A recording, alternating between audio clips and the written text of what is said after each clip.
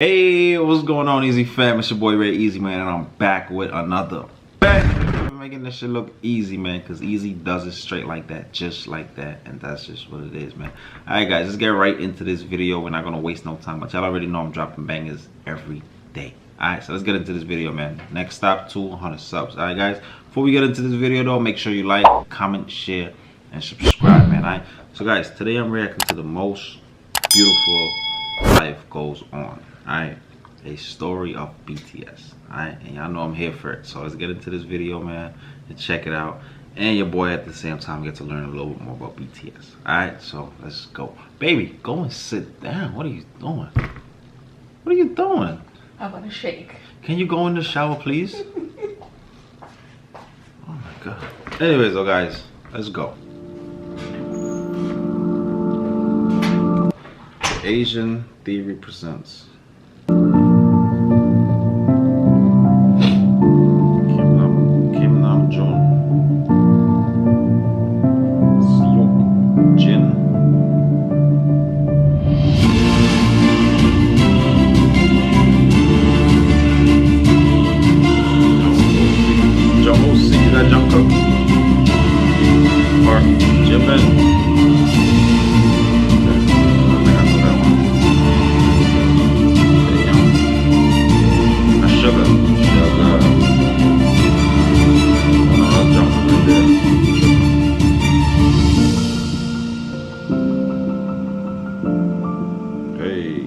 I remember that video too. I just can't remember it right now, but I remember the video.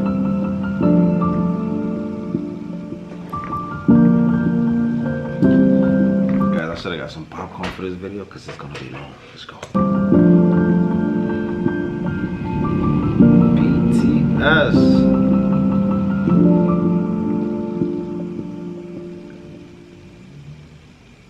Today, everyone knows the name of BTS. They've been invited onto late night talk shows, they've shattered records, they've sold out stadiums, they've made it onto the big screen. These days, you'd be hard pressed to find someone who didn't know who these guys were, or at least haven't heard one of their songs. It's a sad case, guys, because my baby over there, my fiance, she don't know who BTS is. But guys, I'm gonna put her on to BTS, and I promise you, she's gonna love them. Well, I hope, but I know she's gonna love them. Well, let's go.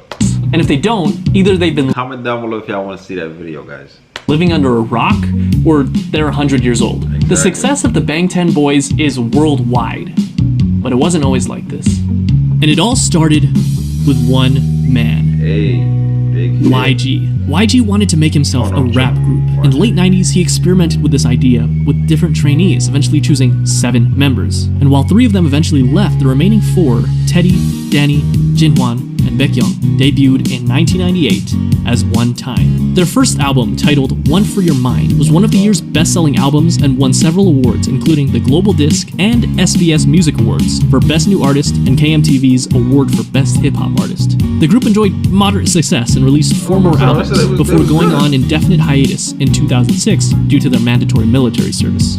The year was 2010. Yeah, so they kind of like got drafted. They had to go into the war to help out.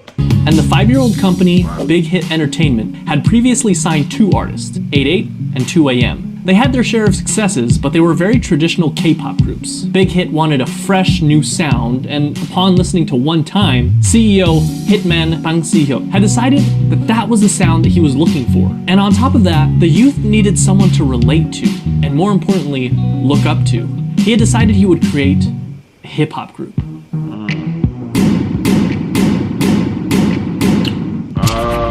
At 15 years old, Kim Namjoon auditioned for a certain Big Deal Records, which he completely botched, forgetting the lyrics to the song he was performing. Afterwards, fellow rapper Sleepy recommended that he try auditioning at another label, Big Hit, and even put in a good word for him to one of the producers there. At age 16, Kim auditioned in front of Bang Si-hyuk himself, and instantly impressed him. He was offered a deal with Big Hit on the spot, which Kim accepted and became a trainee, officially choosing a name for himself, Rap Monster, destined to become the leader of the newly created group. Now that a fearless leader was chosen, they needed more members.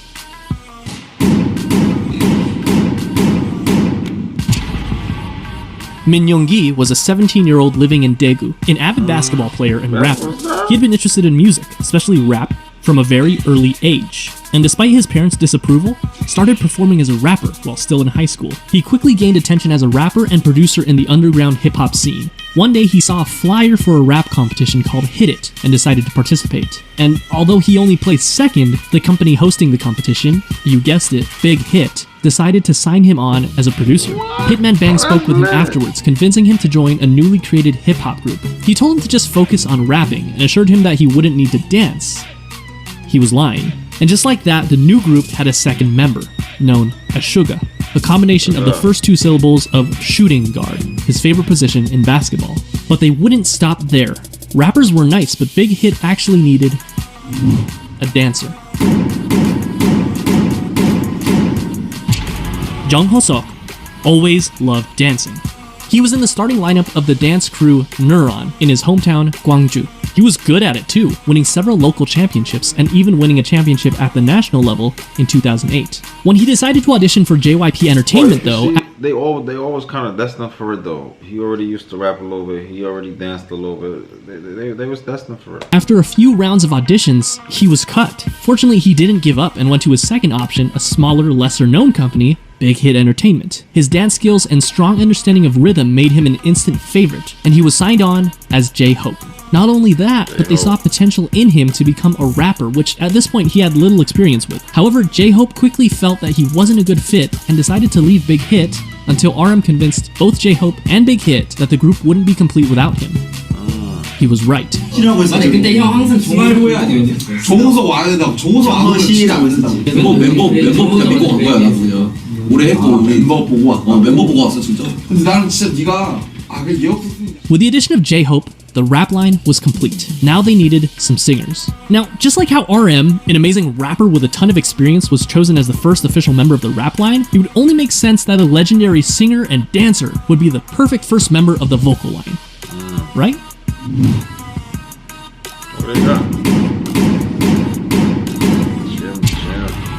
But Kim So-jin didn't have any sort of experience like that. Believe it or not, one day when he was walking on the streets of his hometown, Anyang, he was approached by a representative of SM Entertainment with an offer to work for the company. In typical Jin fashion, he never followed up with them because he believed it to be a scam. Apparently, Jin was a very good-looking guy because years later, this time as a college student in Seoul, he was once again approached on the street, this time by an executive at Big Hit Entertainment. Man, they want him for his looks? He didn't sing, he didn't dance. He was at school to become an actor, and he decided to audition to become an actor. Big Hit, however, had different plans for him, and convinced him to become a vocalist for their new group. To do so, he literally learned to dance and sing starting from zero, but thankfully, not without help from other vocalists. What? That's insane. Jung Jung-kook initially had dreams of becoming a badminton player when he was young, but after seeing G-Dragon perform Heartbreaker on television, it influenced him to want to become a singer instead. Because of this, at only age 14, he decided to audition for the South Korean talent show, Superstar K. He didn't pass auditions. Alright, but so they all were kind of destined for it except your boy Jimmy.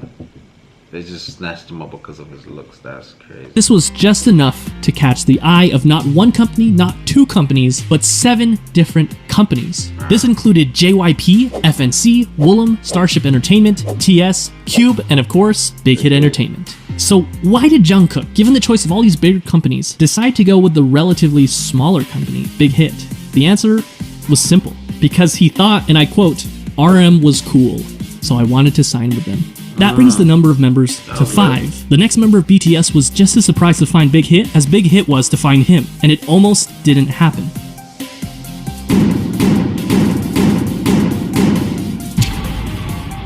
Kim Tae-young was always passionate about music, and it was always his dream to pursue it as a career. However, it was hard, as his family was poor, his parents being humble farmers. His father told him that if he was passionate about music, he should learn an instrument, and he did, spending 3 years practicing with the saxophone. One day, one of his friends decided to audition for Big Hit Entertainment when they were holding auditions in his hometown of Daegu. Tae-young, being a good friend, came with him to keep him company. But when one of the team members in charge of the audition saw Tae-young, he encouraged him to audition as well. With nothing to lose, He did. That day, he was the only one in Daegu to move on to the next round of auditions, and eventually became a trainee for Big Hit Entertainment. They decided to keep him as a surprise member and didn't want to reveal him as one of the members until his debut. In the same vein, Big Hit had him choose something mysterious for his stage name. He decided to go with V for victory. Here seems like a nice round number to stop, right?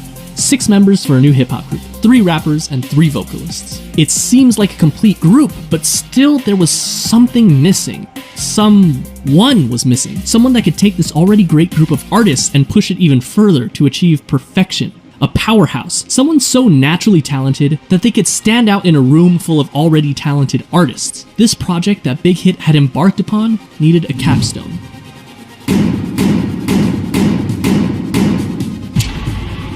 Park Jimin was a naturally talented dancer. When he was in middle school, he attended a dance academy and continued to pursue dance at Busan High School of Arts, where he studied contemporary dance and was the top student in the whole modern dance department. Impressed by his raw talent, a teacher encouraged him to audition for Big Hit Entertainment, who were holding auditions in Busan. He was only 16 when he passed the audition and moved to Seoul to become a trainee. He was the final member of the group, and he also had the shortest training period. What's interesting to note is that the group feels very much ragtag because in a sense, with the exception of Jimin, it was. RM and J-Hope only auditioned for Big Hit because they didn't pass their auditions with the first company they chose. And despite their amazing talent, Suga and Jungkook didn't win the competitions they were in, but they signed on to Big Hit after the fact because of their high quality performances. V never even planned on auditioning and just decided to do it on a whim, and they literally just found Jin on the streets. Right, Perhaps Jin, it was right. fate. I got because that this mixed up. I called Jin Jimin for a second. No, Jin. So they took Jin for his looks. Was the group that they chose. And just like that, in 2012, the newly created Bangtanso년단, the Bulletproof Boy Scouts, or simply BTS, was 7. 저도 아침에 리허설 때 이거 보고 많이 웃었습니다. They had the group, but they still needed the music. In early 2013, they set out to create some social media presence for themselves before officially debuting, posting song covers on both SoundCloud and YouTube, which you can still go watch today. In May, Big Hit launched a countdown clock on their website in preparation for BTS's debut album, complete with a trailer and a ton of promotional material, including photos for the first time of all the members in the official lineup. Finally, the big day came. June 12, 2013, BTS held a press conference and a debut showcase where they performed their 2 singles, No More Dream and We Are Bulletproof Part 2.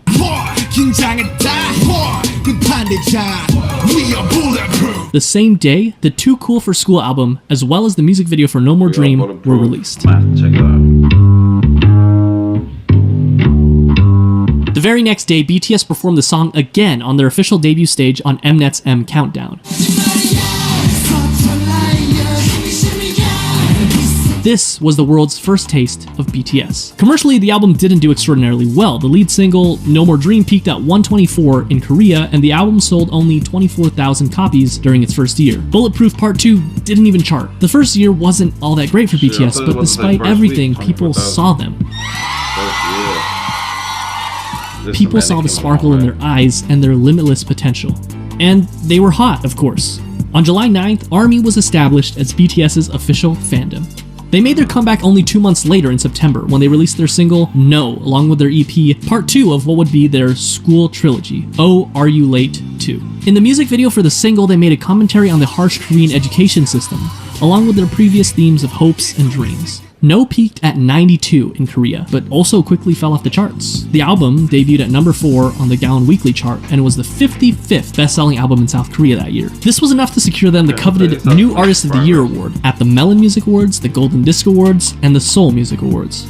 Part 3 of the School Trilogy was released in February of 2014, the EP School Love Affair. This time, the lead single was Boy in Love,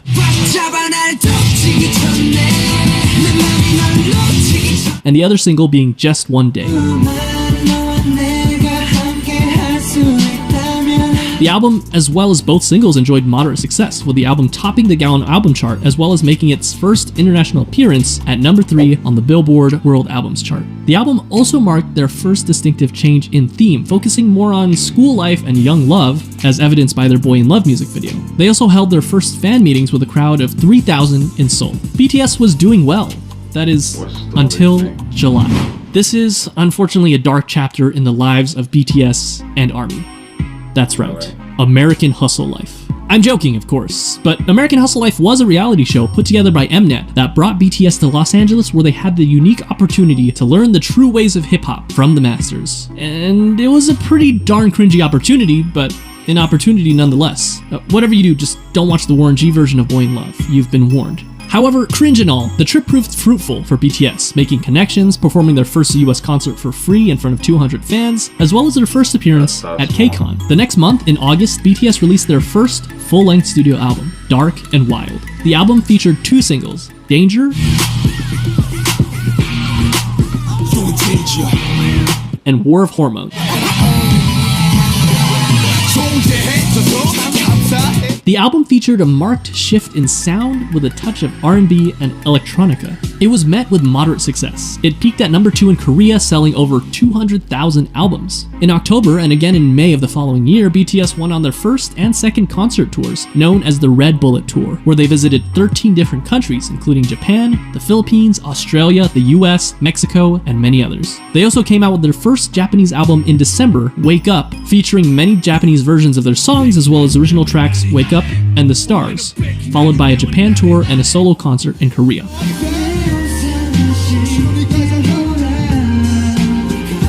Although Dark and Wild got decent attention, they needed something different. They needed something that would shake things up. They got to work. April 29, 2015 was their comeback. When this album was produced, each member had a hand in writing songs for the album. They again changed their sound, youthful, colorful styles, and not only their sound, but their image as well. This can be evidenced by their newest EP, The Most Beautiful Moment in Life. And just by looking at the album cover, they ditched the dark colors and the bulletproof vest symbol that had become so synonymous with BTS, and replaced it with a simple white and pink background overlaid with the title. And then, they dropped the single that would change everything. I Need You.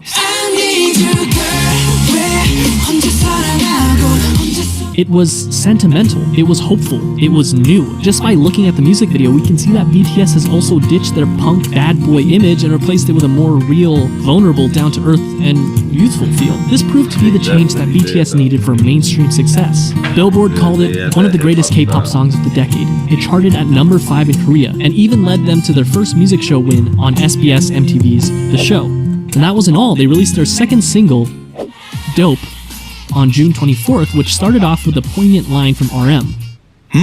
어서 와. 방탄은 처음이지? Welcome. Is this your first time with BTS? And you know what? For a lot of people, it was. In a way, their first studio album and tour can be seen as their stepping stone between old school BTS and new school. In November, they came back with their follow-up EP, The Most Beautiful Moment in Life, Part 2, the second EP in what would be dubbed the Youth Trilogy, which featured the single Run. The album focused even more on the frivolity, friendship, and carefree attitude that comes with enjoying one's youth, but just like in I Need You, contrasted that with suffering, depression, loneliness, society, and the stark and sometimes dark reality of life. Compare this with the far cry of the No More Dreams music video. It felt real. It was darker, grittier, more humble, more meaningful, and most importantly, RM lost his mohawk. Run also connected narratively with their previous single, I Need You, and another video released in September titled On Stage Prologue established what would come to be known as the BTS universe, or the BU, which would eventually combine music videos, short films, books, short stories, webtoons, and even a mobile game to create a cohesive story. And I won't go down this rabbit hole because there is a lot to digest, but it's definitely something to look into if you're a hardcore ARMY. The same month, they kicked off their third tour, The Most Beautiful Moment in Life on-stage tour, where they performed songs from their 2 recent EPs, Part 1 and Part 2. And Part 2 was a hit, their biggest so far. It topped the Weekly Gaon album and Billboard World Albums charts, and on Billboard, it stayed there for multiple weeks, the first K-pop act to do so. It also appeared on the Billboard 200 albums chart, not world albums, which is reserved for foreign non-English songs, but simply the top 200 albums, peaking at 171. Which is kind of amazing considering that this was back in 2015. They also received Best World Performer at the 17th Mnet Asian Music Awards. This brings us to Part 3 of the Youth Trilogy, The Most Beautiful Moment in Life, Young Forever, released on May 2nd, 2016, which featured probably my favorite BTS album cover. Young Forever was actually a compilation album of parts 1 and 2, so it was mostly the same songs, but it was notable that it had some new singles: Epilogue, Young Forever, Fire, and Save Me. The latter two performed exceptionally well, with both songs topping the Billboard World Digital Songs chart. This was also the second BTS album to chart on the Billboard 200 at 107, and it topped both the Gaon Weekly and Monthly chart, which earned BTS their first Daesang. 방탄소년단 축하드립니다. Album of the Year at the 8th Melon Music Awards. They went on to do the second half of their tour, The Most Beautiful Moment in Life on Stage, Epilogue, selling out many of their concerts, and even selling out KCON in the US where they headlined the event. In September, they dropped their second Japanese album, Youth, featuring Japanese versions of tracks from their previous 3 EPs, which went gold and peaked at #1 on Japanese charts. And only a month later, in October of 2016, it happened. BTS dropped their second studio album, Wings. It sold over 500,000 copies in its first week. In comparison, The Most Beautiful Moment in Life Part 1, released just the previous year, which topped the Gaon chart, sold about 500,000 in its entire lifetime. Wings was big, but the true showstopper was its lead single, Blood, Sweat, and Tears,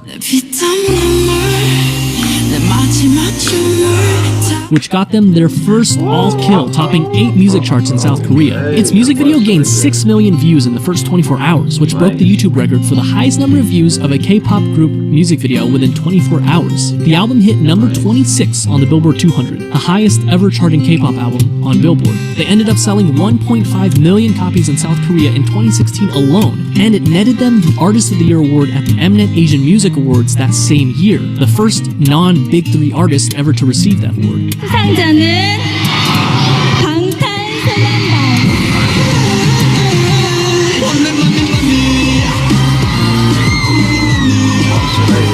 After Blood, Sweat, and Tears, they were on a roll. BTS was unstoppable.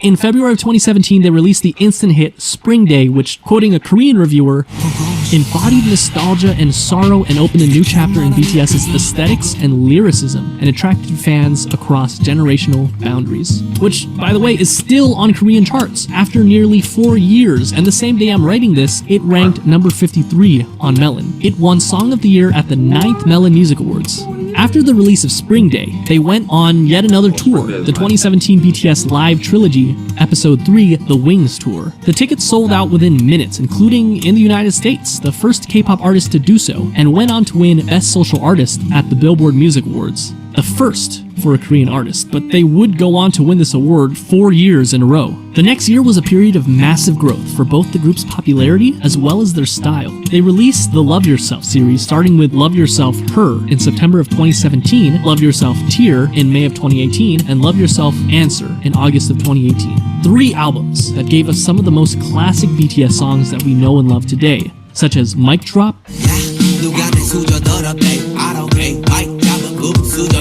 Fake Love,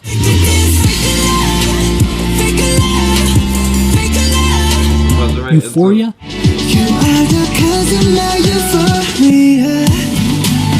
Idol,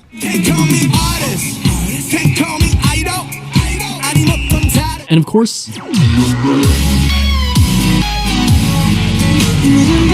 all 3 albums were commercial successes, Her being their first album to top 2 million album sales. But Tear and Answer also did equally well. These 3 albums, as well as their Japanese album, Face Yourself, proved that they weren't done yet, not even close. During this time, they shattered countless records. Their singles went platinum, they topped charts, they won awards. And not only did they break YouTube records, but they broke records that they themselves set again and again and again.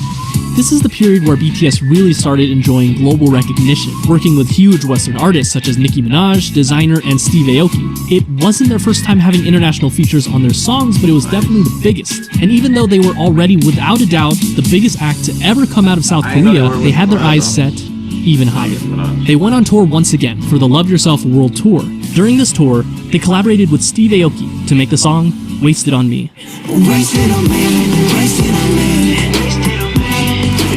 notable for being their first all-English feature. And it also served as a jumping-off point for BTS to gain a following of English speakers. Not that they really needed the help, as they sold out concerts even in the US leg of the tour, including at Citi Field in Queens, New York, where tickets sold out in 20 minutes. And, as if that wasn't enough, they dropped the movie in November, Burn the Stage, which in the US alone grossed $3.54 million in the first weekend, breaking the record set by One Direction's movie, This Is Us.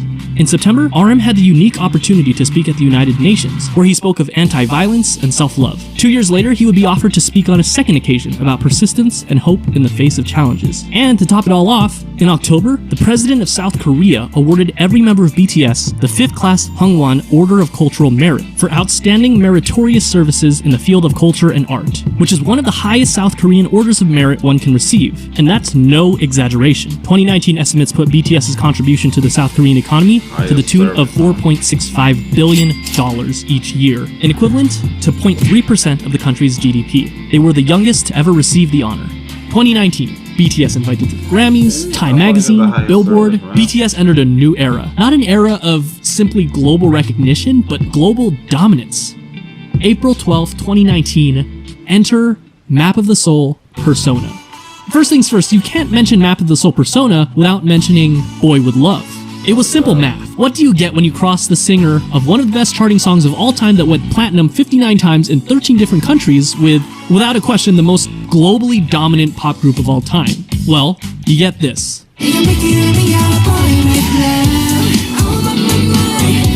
Nothing less than an instant hit. Number 8 on Billboard Hot 100, platinum in the US, 21 music show wins, number 1 on iTunes in 67 different countries, the most liked and the most viewed YouTube video in the first 24 hours, the fastest video to reach 100 million views. Yo, you could definitely see the rise, man. You could definitely see how they came up. Current view count of over 1 billion views. 7 boys, 1 girl, and 7 different hair colors. They were the talk of the town, invited to talk show after talk show after talk show. The second single on the album was Make It Right. I can make it right. Written by Ed Sheeran himself, including a version featuring Loud. The album debuted at number 1 on Gaon and sold 3.2 million copies its first month, and that's only in Korea. It became the best-selling album in South Korea ever. It swept every major Korean music show, winning Album of the Year in each one of them. They followed up this legendary EP with the Love Yourself, Speak Yourself World Tour, where they sold out both the Rose Bowl and the Wembley Stadium in only an hour, the only non-English speaking act to do so. They even performed as a solo act in Saudi Arabia, the first foreign act to do that. The last stop of their tour was at South Korea's largest venue, the Seoul Olympic Stadium. They ended up grossing $200 million. During this time, they also created a visual novel-style game for mobile devices called BTS World, where the player can interact with the members. This also came with an original soundtrack with tracks unique to the game featuring Western artists. Zara Larsson, Charlie XCX, and Juice WRLD for the tracks A Brand New Day, Dream Glow, and All Night respectively. In December of 2019, the group swept the grand prizes for both the Melon and Mnet Music Award shows, the first artist to do that. Map of the Soul Persona was legendary, truly a marvel in modern music. So, how could BTS follow up the best-selling album in South Korean history, you may ask? Easy. Make an even better-selling album. And that's what they did with Map of the Soul 7. Yes. The album was released on February 21st of 2020, featuring the singles Black Swan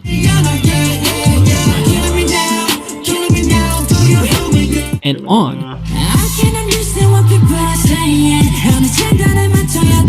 and sold over 4.1 million albums in just the first week, and the first Korean album to be certified as quadruple million on the Gaon Music Chart. It debuted at number 1 on music charts all over the world, including the US, Korea, the UK, Japan, and much of Europe. It's not an exaggeration to say that this album left a permanent mark on the world, launching BTS into legendary status and becoming the best-selling artist in South Korean history. BTS had scheduled a Map of the Soul tour for April of that year, which would have undoubtedly outsold their record-breaking tour only a year prior, but unfortunately the COVID pandemic caused the entire tour to be postponed, including the show at the Rose Bowl, which I was supposed to attend. But that didn't stop BTS, who performed virtual concerts, spoke at the Dear Class of 2020 graduation event, and released the Japanese version of their recent album with an original Japanese single, Stay Gold.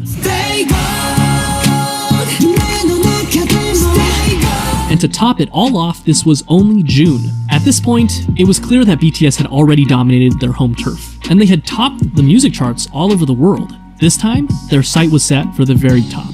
Remember that scene in The Social Network where Mark and Sean talk about how they don't want $1 million, they want $1 billion, how they're not interested in catching 14 trout, but they'd rather catch an 800-pound marlin? Well, that's what they set their sights on. A marlin, the biggest music industry in the world, the United States. And at the top of that music industry, #1 on Billboard Hot 100. This small group from a company that virtually no one had heard about 8 years ago planned to take on Goliath himself and dominate the American industry on their home turf. And all they had to do was speak English. August 21st. Enter Dynamite. Their first and only English single so far, simultaneously performed better than anyone had expected, but at the same time is exactly what we as an audience had come to expect from the legendary boy band themselves. And they did it. They reached #1 on the US Billboard Hot 100, the Global 200, and the Global Excluding US chart, and they made sure that if you hadn't heard of them before, you definitely have now. And if Definitely have now. that wasn't already the biggest flex, on October 2nd, they came out with Savage Love BTS Remix with Jason Derulo, getting #1 on the Billboard Hot 100 again, less than 2 months after already getting it #1 with Dynamite, and on the Global 200, where they actually replaced themselves at #1, the first artist to do so ever. So what makes BTS so special? How did they achieve all this? K-pop is a genre that spans for at least 30 years, and there have been hundreds of boy groups and hundreds of girl groups. What did BTS do to rise above all of them and break through to markets never before seen?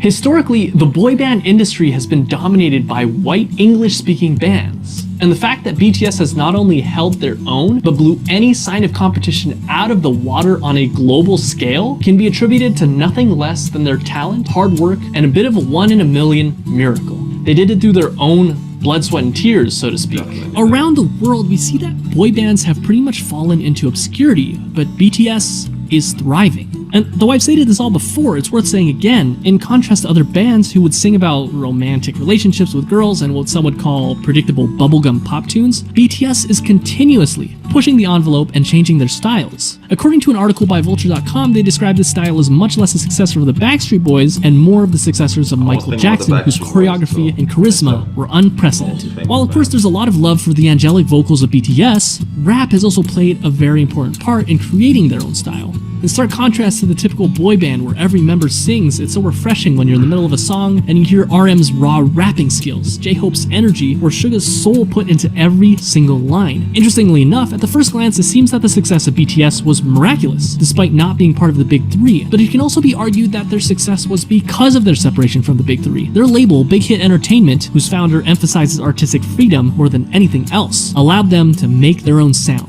And going back to BTS universe, it's not often that a K-pop group does something special with each of their songs and albums, utilizing strong storytelling that can go beyond simply the song itself, but rather interconnected with other songs and even other albums to create one large overarching story. And not only do they all have their own expertise in performance, but also each of them have had the experience of writing and producing their own music, and they're not afraid to let their style over time. BTS during their debut is such a far cry from Wings era BTS and current day BTS. They also chose to tackle more adult issues instead of simply love and girls. While they definitely didn't have a shortage of those, they also cover other very important issues such as mental health, regret, following your dreams, hard work, self-love, and many, many, many others. Add that to the fact that as fans, we can feel the authenticity of the members themselves. They seem approachable. BTS seems like there's a place for every type of fan. And in this fast-paced world where things change at unthinkable speeds, BTS has stayed grounded and faithful to who they were and who they are. Those kids we saw on American Hustle Life, along with their dreams and passions, are the same men who stand before us today. And while some artists like to keep their personal lives private,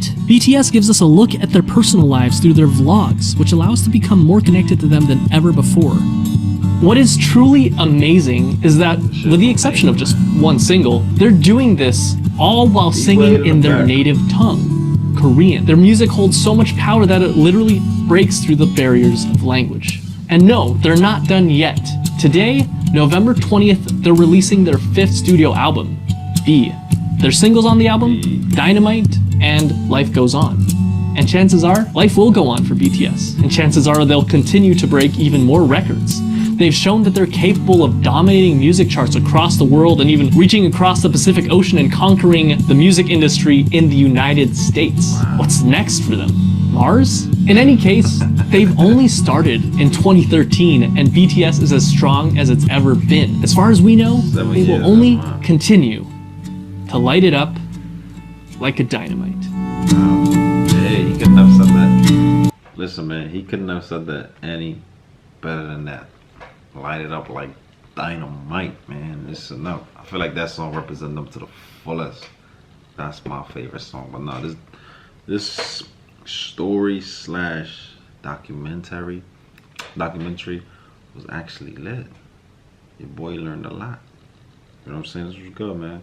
It came a long way. Long way, son. Long way. Like you saw the grind, you saw how they struggle, people reject them. All that, man. Listen, man, it's crazy, man. It's only right that they #1, man. That's what I'm saying. BTS is the best group. Not even just boy, the best group of all time that I've seen so far. Best group. I absolutely love them, man. Anyways, though, man, their music is so good. It doesn't even feel like music. Like it just feel like something that's just supposed to be hearing. You know what I'm saying? It's so soothing. But anyways, though, man, let me get up out of here. I ain't gonna talk too long. Make sure you like, comment, share, and subscribe, man. If you're new here, welcome to the channel. Easy fam. What we doing, man? We going up. Alright? Make sure you like, comment, share, and subscribe. And guys, make sure y'all follow me on IG right here. If you're not doing that, then I don't know what you're doing. Alright, but anyways though, man. Peace.